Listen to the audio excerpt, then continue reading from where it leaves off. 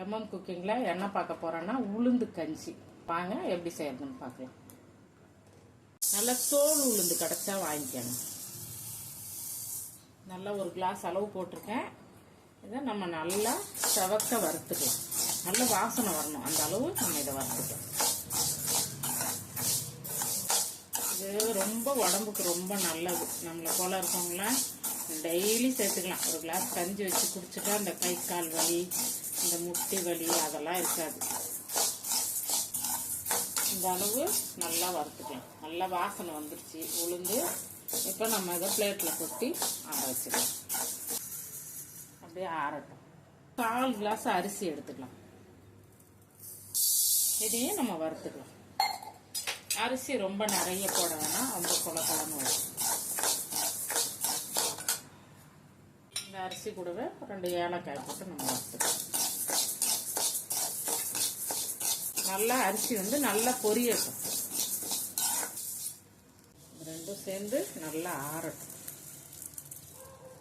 இந்த அளவுக்கு நல்லா நைஸா அரைச்சி எடுத்து வச்சுக்கோங்க. ஒரு டப்பாவில் போட்டு வச்சுக்கலாம். கொஞ்சம் கொஞ்சம் டெய்லி ஒரு 2 ஸ்பூன் போட்டு ஒரு கிளாஸ் அளவு வச்சு கொடுத்தா கூட போதும். சாயந்தரத்தில் பசங்களுக்கு டீ காப்பிக்கு பதில் இந்த மாதிரி கஞ்சி வச்சு கொடுக்கலாம். வாங்க இப்போ எப்படி கஞ்சி வைக்கிறேன்னு பார்க்கலாம். கொஞ்சமாக செஞ்சு காட்டுறேன். ஒரு 2 ஸ்பூன் அளவு மாவு எடுத்துக்கிறேன். இதை கொஞ்சமாக தண்ணி ஊற்றி நம்ம கரைச்சி வச்சுக்கலாம். அப்படியே தண்ணியில் கொதிக்கிற தண்ணியில் போட்டோம்னா கொஞ்சம் கட்டி விழுந்துடும். அதனால நம்ம இதை எப்படி கொஞ்சமாக கரைச்சி வச்சுக்கலாம்.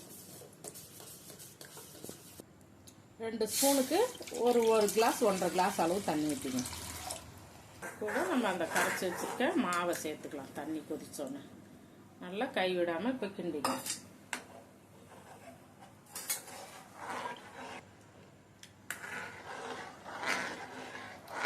நம்ம உளுந்து அந்த அரிசியும் சேர்ந்து நல்லா வெந்து வந்துச்சு.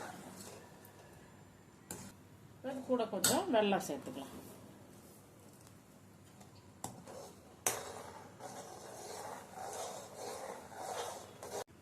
நம்மளோட உளுந்து கஞ்சி ரெடி ஆயிடுச்சு. இது கூட நம்ம பால் வேணாலும் சேர்த்துக்கலாம். காய்ச்சி ஆற வச்ச பால் சேர்த்துக்கலாம். இல்லை தேங்காய் கொஞ்சமாக திருகி போட்டு கூட நம்ம இது கூட சேர்த்துக்கலாம். நம்ம கஞ்சி ரெடி ஆயிடுச்சு. நீங்களும் உங்கள் வீட்டில் இதே மாதிரி செஞ்சு சாப்பிட்டு பார்த்துட்டு எப்படி இருக்குன்னு கமெண்ட்ல சொல்லுங்கள். லைக் பண்ணுங்கள், ஷேர் பண்ணுங்கள், சேனலை சப்ஸ்கிரைப் பண்ணுங்கள். நன்றி.